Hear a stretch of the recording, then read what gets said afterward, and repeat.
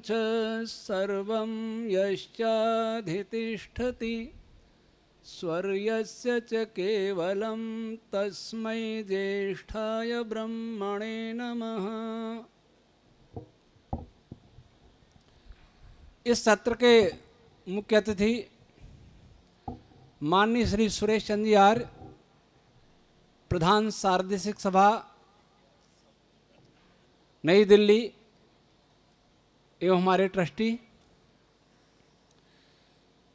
अध्यक्षता कर रहे आदरणीय डॉक्टर राम गोपाल जी, पूर्व निदेशक DRDO। विशेष अतिथि हमारे माननीय Shri Deendayal ji Gupta, chairman dollar foundation Kolkata एवं हमारे ट्रस्ट के उप प्रमुख।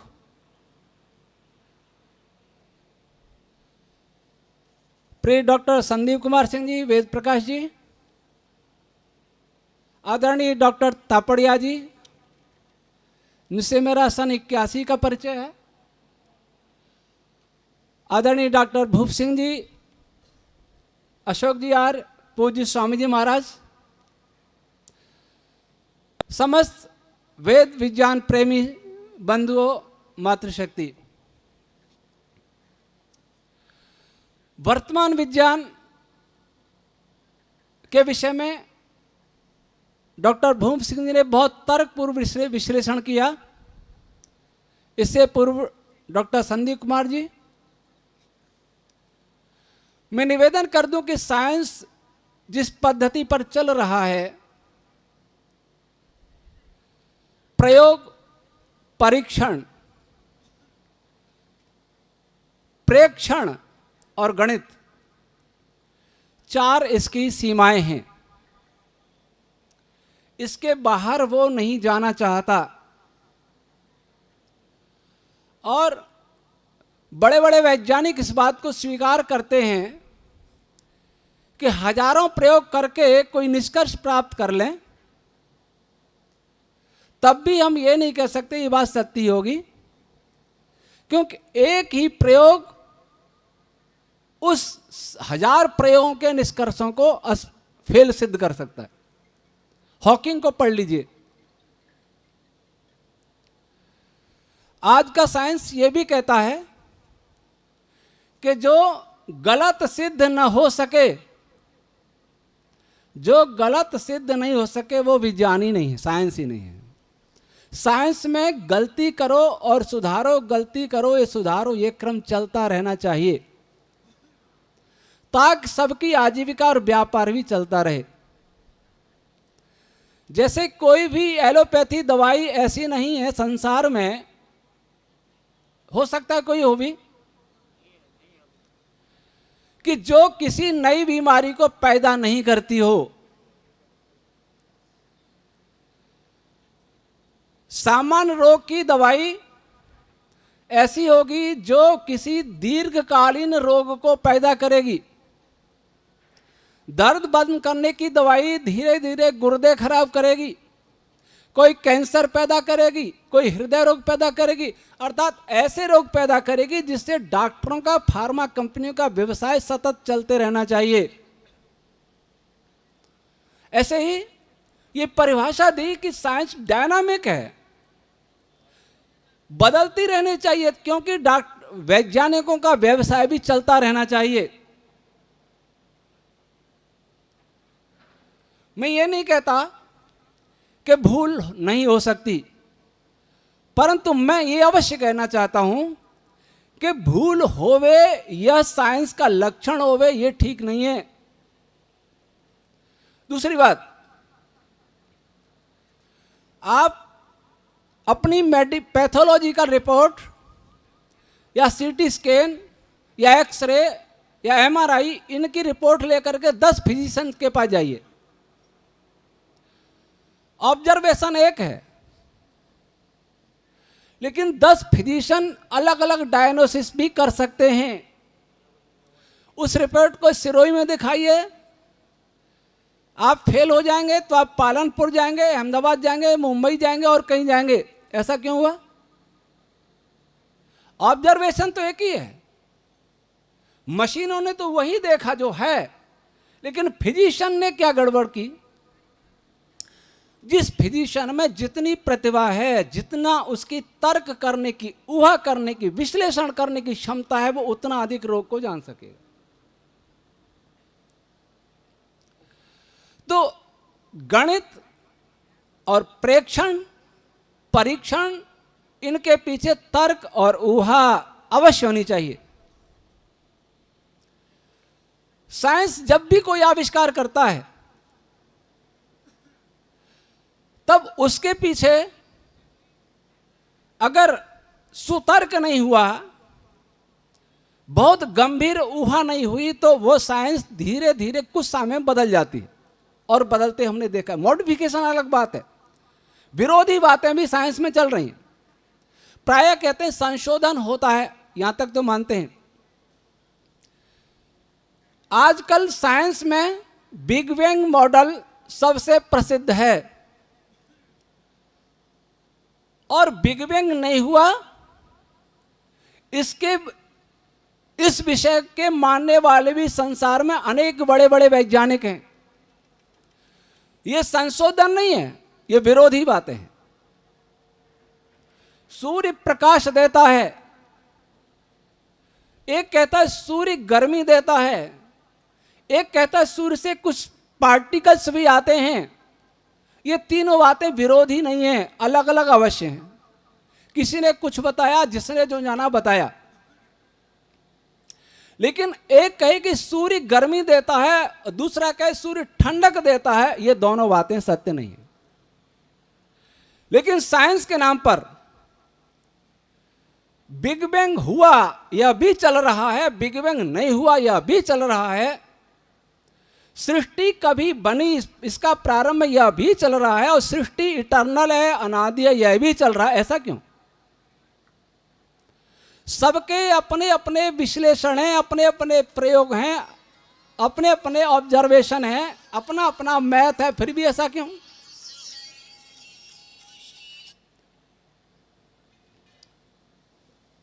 ऐसा इसलिए कि साइंस तर्क की, ऊहा की, साधना की गहराइयों में नहीं पहुंचता। और साइंस ने एक और मान लिया कि जो कुछ अपनी इंद्रियों से देखा जा सकता है वही सत्य है। जो मैं देख सकता हूं वही मेरे लिए सत्य है, वह देख सकता है वह उसके लिए सत्य है, लेकिन सत्य एक ही होता है। इसलिए साइंस अधूरी जानकारी पर आधारित है। साइंस केवल स्थूल पदार्थों से सूक्ष्म की ओर जाने का प्रयत्न करता है, और जहां उसकी सीमा समाप्त हो जाती है फिर आगे वो सोचता भी नहीं। एक मैं यह उदाहरण प्रस्तुत करता हूं कि जिनको आज इटर्नल पार्टिकल कहा जाता है, elementary particle, eternal elementary particle, एक पॉजिट्रॉन है और एक इलेक्ट्रॉन है, दोनों को कहते हैं ये मूल कण है। दोनों में द्रव्यमान समान है, दोनों में आवेश समान है, लेकिन है विपरीत, ये अंतर है। तब दोनों में अंतर क्या है? एक नमकीन है और एक मिठाई है। हमने कह दिया अंतर यह है कि एक नमकीन है, एक मिठाई है। इनमें अंतर क्यों है? नमकीन का स्ट्रक्चर अलग होगा, मिठाई का अलग होगा, इसीलिए अंतर, नहीं तो अंतर नहीं होता। इसका अर्थ हुआ कि नमकीन और मिठाई दोनों मूल नहीं है, इनके मूल में कुछ और है। इसको प्रिय विशाल बताएंगे, कल इसकी चर्चा में ज्यादा नहीं करता। इलेक्ट्रॉन जिनको मूल कण कहा जाता है, वे मूल कण तो कहे जा सकते हैं, लेकिन मूल पदार्थ कभी नहीं है। इनसे 6 आगे स्टेप हमारा वैदिक साइंस बताता है। वर्तमान विज्ञान में एक दूसरी बात और आज चल पड़ी है कि टेक्नोलॉजी साइंस है। आजकल का जो युवक जो हमसे पूछता है कि कौन सी टेक्नोलॉजी बनाई। हमारे विरोध में बहुत सारी वीडियो बनते हैं, बहुत सारे चैनल हैं। डॉक्टर संदीप जी कहते हैं कि आप इनका किसी का उत्तर नहीं दें। उनको साइंस और टेक्नोलॉजी का अंतर ही नहीं पता। एक बार मैं मुंबई गया, भाभा एटॉमिक रिसर्च सेंटर, आवास मित्रा जी के घर पर बैठा था। उन्होंने, बहुत बड़े वैज्ञानिक हैं, उन्होंने कहा स्वामी जी मैं आपको एक कैसेट सुनाता हूँ। कोई साइंस का सुना रहे थे। वो कैसेट पहले टेप रिकॉर्डर होते थे ना, वो उनसे टेप चलाने नहीं आया। तो क्या ये कहते वो साइंटिस्ट नहीं है? जिसने ये प्रचार किया कि साइंस ही टेक्नोलॉजी है अथवा टेक्नोलॉजी होगी वही साइंस है, ये पूंजीवाद का खेल है। जो दुनिया भर के कॉस्मोलॉजी के वैज्ञानिक हुए, पार्टिकल फिजिक्स के हुए, स्ट्रिंग थ्योरी के हुए, एस्ट्रोफिजिक्स के हुए, उन्होंने कोई टेक्नोलॉजी नहीं बनाई। आइंस्टीन ने कौन सी टेक्नोलॉजी बनाई? फाइनमैन ने कौन सी टेक्नोलॉजी बनाई? मैक्स प्लैंक ने, हेजनबर्ग ने, श्रोडिंगर ने क्या कोई टेक्नोलॉजी बनाई? लेकिन संसार का जो विज्ञान है, भौतिक है, इनके आधार पर चल रही है। ये आधार एक बहुत बड़े प्रामाणिक वैज्ञानिक माने जाते हैं। नोबेल पुरस्कार विजेताओं की सूची देख लें, जब से प्रारंभ हुआ है उसमें देखें टेक्नोलॉजी वालों को नोबेल मिला या थ्योरी वालों को मिला। मुझे जानकारी नहीं कि किसी को टेक्नोलॉजी में नोबेल मिला हो, मुझे जानकारी नहीं है। डॉक्टर रामगोपाल जी को पता होगा। थ्योरेटिकल फिजिक्स वालों को नोबेल पुरस्कार मिला। फिर कोई कहता है फिर इससे क्या लाभ है, आप केवल थ्योरी बता रहे हैं। मैं पूछता हूं, आप अखबार में पढ़ते होंगे वैज्ञानिकों ने एक तारे की खोज की, एक नई गैलेक्सी की खोज की, एक किसी ग्रह की खोज की, एक किसी ब्लैक होल की खोज की। इससे हमें क्या मिला?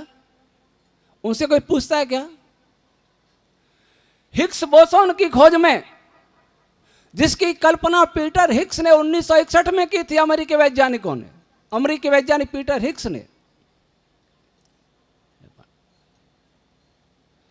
और उस पर केवल कल्पना थी। डॉक्टर रामगोपाल जी, भूप सिंह जी, संदीप सिंह जी, वेद प्रकाश जी, इस विषय में मैंने TIFR जाकर के चर्चा की। और भारतीय टीम उस जिस समय जिनेवा में प्रयोग हुआ था, बहुत प्रचार हुआ, महाप्रयोग। संसार के 8000 इंजीनियर और वैज्ञानिक जो 70 देशों से जुड़े थे, इस पर काम किया। 23,000 करोड़ डॉलर की तो एक ही मशीन है, LHC मैंने पढ़ा। और उन पर कितना खर्च हुआ? 61 वर्ष खर्च हुए, 70 देशों का प्रयास हुआ। मैंने प्रोफेसर नाभा के मंडल वहां सीनियर प्रोफेसर थे TIFR में, और हायर एनर्जी डिवीजन के प्रोफेसर थे, न्यूट्रॉन ऑब्जर्वेटरी ऑफ इंडिया के हेड भी थे। उनसे मैंने पूछा कि पीटर हिग्स ने जो बात कही, क्या उन्होंने सोचा कि किसी में मास कम होता है? साधारण भाषा में कहूं तो कोई हल्का होता है, कोई भारी होता है। ऐसा क्यों है? किसी एलिमेंट्री पार्टिकल में मास कम होता है, किसी में ज्यादा होता है, किसी में नहीं भी होता है। तब इस मास का कोई कारण होना चाहिए, जिसके कारण सभी पार्टिकल्स में, सभी पदार्थों में मास अर्थात वजन, देशी भाषा में वजन पैदा होता है। 61 में कल्पना की कि इसके लिए हिग्स फील्ड होना चाहिए, अपने नाम से रख दिया। और उस हिग्स फील्ड के इंटरेक्शन से ही मास, वजन पैदा होगा। मैंने प्रोफेसर मंडल साहब, मैं इस विषय में एक बात जानना चाहता हूं कि क्या पीटर हिग्स का ऐसा कल्पना करना तर्क संगत था या वैज्ञानिक था? तो मेरी तरफ देखने लगे। मैं आप सुनिए, जिस प्रकार से मास किसी मैटर का एक मूलभूत गुण है, फंडामेंटल प्रॉपर्टी है मास, वैसे ही इलेक्ट्रिक चार्ज, विद्युत आवेश भी किसी पदार्थ का, मैटर का एक फंडामेंटल प्रॉपर्टी है। अगर मैं पीटर हिग्स की तर्क पर यह बात कहूं कि किसी एलिमेंट्री पार्टिकल में चार्ज होता है, किसी में नहीं होता है, किसी में कम होता है, किसी में अधिक होता है, तब इसका कारण क्या है? मैं भी पीटर हिग्स की तर्क पर कहूं कि इसके लिए भी कोई फील्ड होना चाहिए जिसके इंटरैक्शन से एलिमेंट्री पार्टिकल्स में चार्ज पैदा हो जाता है। तब वो दंग रह गए, बोले बहुत फंडामेंटल क्वेश्चन है। और दूसरी बात मुझे शायद पता लगा कि वे वहां जो प्रयोग हो रहा है उस टीम के, भारतीय टीम के यही हेड हैं। बड़े सज्जन आदमी, बहुत अच्छे आदमी। वैज्ञानिकों में मैंने प्रेम आत्मीयता बहुत देखी। बनारस का तो एक अपवाद निकला प्रोफेसर मलिक, अन्यथा वैज्ञानिकों से मेरी बहुत मित्रता रही। फिर मैं दूसरा प्रश्न, पीटर हिग्स के अनुसार या अन्य वैज्ञानिकों के भी अनुसार उस हिग्स बोसोन का मास प्रोटॉन के मास से भी शायद 120 गुना माना जाता है। तो 120 गुना मास अपने आप पैदा हो गया और प्रोटॉन का मास अपने आप पैदा नहीं हो सका, इलेक्ट्रॉन का मास अपने आप पैदा नहीं हो सका। ऐसा क्यों? अर्थात सूर्य तो अपने आप पैदा हो गया, लेकिन एक पत्थर अपने आप पैदा नहीं हो सकता। पृथ्वी अपने आप बन गई, लेकिन एक पत्थर अपने आप बन नहीं सकता। क्या यह तर्क संगत है? उस हिग्स बोसन में मास कहां से आता है? आज मैं संसार के वैज्ञानिकों को इस मंच के माध्यम से, इन वैज्ञानिकों के माध्यम से यह बतलाना चाहता हूं कि मास क्या होता है, कैसे उत्पन्न होता है। ये हमारे वेद विज्ञान आलोक में पढ़िए, जिसको कोई नहीं जानता। लाखों करोड़ खर्चे होंगे 62 साल में, परिणाम क्या निकला?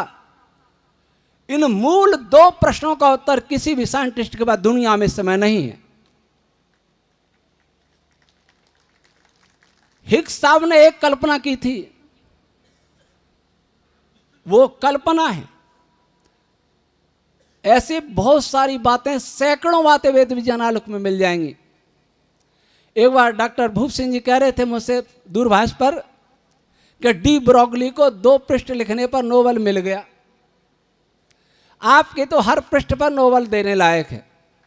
आप पढ़ रहे थे उस समय कि आर्यों का राज्य होता, ईमानदारी का राज्य होता संसार में, आपको हर पृष्ठ पर नोबेल पुरस्कार मिलता। जब हम आगे बढ़ते हैं, एलिमेंट्री पार्टिकल रुक जाते हैं, अर्थात अधूरी जानकारी क्या, और तुरंत थ्योरेटिकल वाले बहुत प्रयास करते हैं, लेकिन टेक्नोलॉजी वाले तुरंत टेक्नोलॉजी बनाने का प्रयास करने लग जाते हैं अधूरी जानकारी के आधार पर। और वो उस अधूरी जानकारी के आधार पर जो भी टेक्नोलॉजी बनी है, उनके क्या परिणाम है, मैं थोड़ा सा संकेत कर देता हूं। मैंने जो बताया था सुबह 50 रिसर्च पेपर लगभग ब्रह्मचारी श्रवण ने मुझे निकाल के दिए होंगे। थोड़ा सा संकेत करता जाता हूं कि ये हमें दिया इस अधूरी जानकारी ने। एलपीजी गैस उज्ज्वला योजना भारत में चल रही है, सारी दुनिया में एलपीजी गैस का प्रचार हो रहा है और चूल्हे बंद हो रहे हैं। संक्षेप में बताता हूं इसके क्या साइड इफेक्ट। दिमाग की कमी, आईक्यू की कमी, मस्तिष्क रोग हो गए, बच्चों में स्थायी दमा, श्वास नाली में जलना, फेफड़ों का संक्रमण, हृदय रोग, श्वसन रोग, एलर्जी। ये एलपीजी हमको लगता है ये शुद्ध ईंधन है। सीएफएल बल्ब, सिरदर्द, माइग्रेन, थकान, चिंता, एक प्रकार का मस्तिष्क रोग, ब्रेन अटैक, अनिद्रा, ये हमने विकास किया। रिफाइन ऑयल जो प्रयोग करते हैं, अच्छा लाते हैं, जो एकदम पारदर्शी दिखे वो प्रयोग करते हैं। कैंसर, वो क्या करता? कैंसर, पाचन तंत्र की खराबी, हृदय रोग, श्वसन रोग, वनस्पति की 100 रोग, विशेषकर कैंसर और हृदय रोग।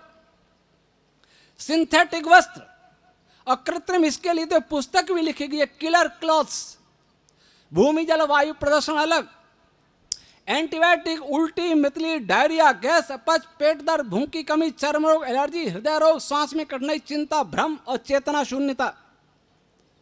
जो मिठाइयों में रंग डालते हैं, इससे रोग प्रतिरोधक क्षमता में कमी, ब्रेन कैंसर, थायराइड कैंसर, मूत्राशय पित्ताशय कैंसर, लिवर प्लीहा कैंसर, अंडकोश कैंसर, संवेदनशीलता, पेन किलर, कब्ज, मितली, नींद, चक्कर, डिप्रेशन, प्रतिरोधक क्षमता की इम्यूनिटी में कमी, श्वास रुकना और मृत्यु।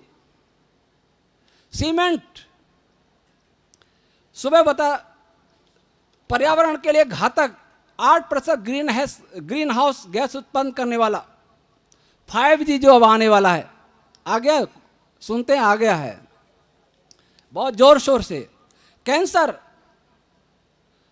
हानिकारक तत्वों में वृद्धि, जेनेटिक क्षति,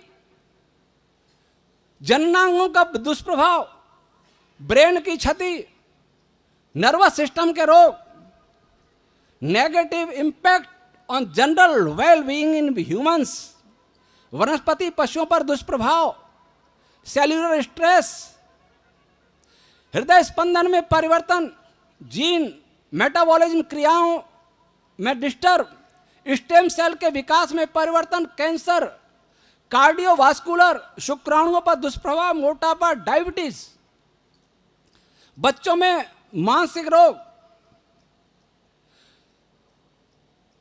अस्थमा, इसके लिए लाया जा रहा है आपका 5G। साबुन जो नहाते, चर्म रोग, जननांगों की क्रिया में बाधक, थायराइड ग्रंथि पर दुष्प्रभाव, हानि, कैंसर, त्वचा में जलन, गले की सूजन, लो ब्लड प्रेशर, नेत्र ज्योति की कमी, पेट दर्द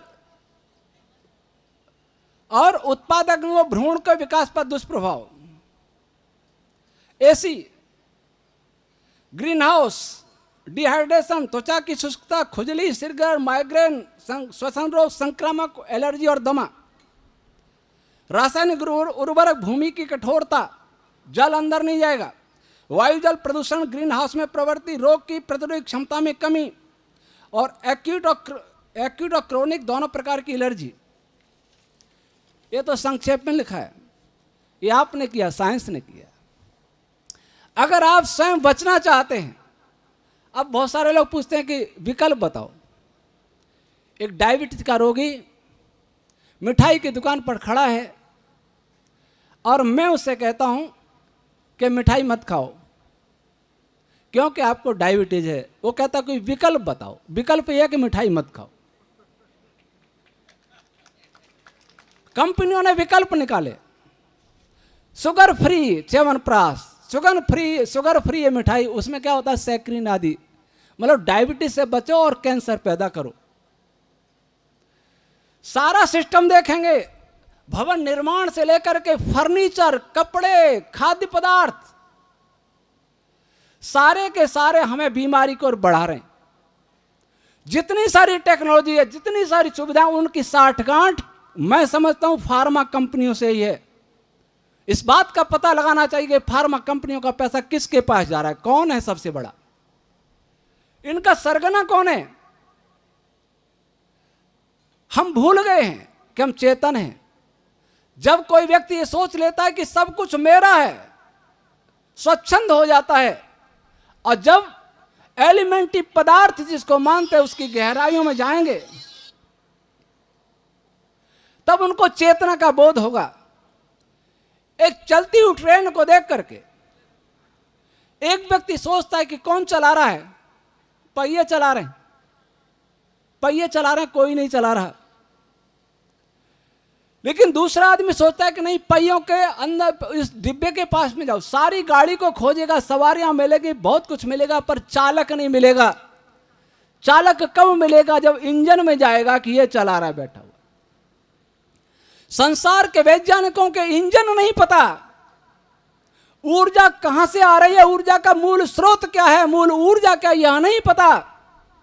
संसार में सबसे मूल ऊर्जा है तो ईश्वर की ऊर्जा है। संसार में सबसे बड़ा बल है तो ईश्वर का बल है। जितने सारे बल है, आप 4 प्रकार के बल मानते हैं, मौलिक बल हम 9 प्रकार के मानते हैं, और हमारे 1.5 बल में आपके 4 समाहित हो जाते हैं। लेकिन उनका वे भी मूल बल नहीं है। किसी भी फाइनमैन ने फोर्स की परिभाषा करते हुए कहा कि फोर्स क्या है हम नहीं जानते, पर इतना जानते कि मैटर का एक प्रॉपर्टी है। फोर्स मैटर की प्रॉपर्टी नहीं है, फाइनमैन यहां भूल कर रहा है। फोर्स ईश्वर की प्रॉपर्टी है, और ईश्वर के कारण ही फोर्स पैदा हुआ है। एनर्जी ईश्वर की प्रॉपर्टी है, जड़ की प्रॉपर्टी नहीं है। सारी प्रॉपर्टी जो जड़ में बल और ऊर्जा की दिखाई दे रही है वो चेतन की प्रॉपर्टी है। चेतन को माने बिना बल का क्रिया विज्ञान, ऊर्जा का क्रिया विज्ञान कभी समझ में नहीं आ सकता। और इस बात को जब साइंस जान लेगा कि संपूर्ण बलों का मूल ईश्वर है, संपूर्ण ऊर्जाओं का मूल ईश्वर है, संपूर्ण सृष्टि का निमित्त कारण ईश्वर है, तो स्वच्छंद नहीं बनेगा, हर चीज को खाने का प्रयास नहीं करेगा, मारामारी नहीं होगी। आज इसलिए आवश्यकता इस बात की है। लेकिन एक दूसरी बात भी, ईश्वर को भी तब जानेंगे जब हम सृष्टि को जानेंगे। जो बिना सृष्टि को जाने ईश्वर जानने का दावा करते हैं, समाधि का दावा करते हैं, वो आपको मूर्ख बना रहे हैं। रचना को देखे बिना, रचना को समझे बिना न रचनाकार के अस्तित्व का बोध हो पाएगा और न रचनाकार के स्वरूप का बोध हो पाएगा और न रचनाकार की क्रियाशैली, क्रिया विज्ञान का बोध हो पाएगा। इसलिए अध्यात्म वाले भी आपको मूर्ख बना रहे हैं और भौतिक विज्ञान वाले भी आपको मूर्ख बना रहे हैं, और दोनों के बीच में सारी मानवता पिस रही है। ईश्वर इन दोनों को ही सद्बुद्धि दे, तभी संसार सुखी रह पाएगा, अन्यथा हम विनाश की ओर जा रहे हैं। ओम शम।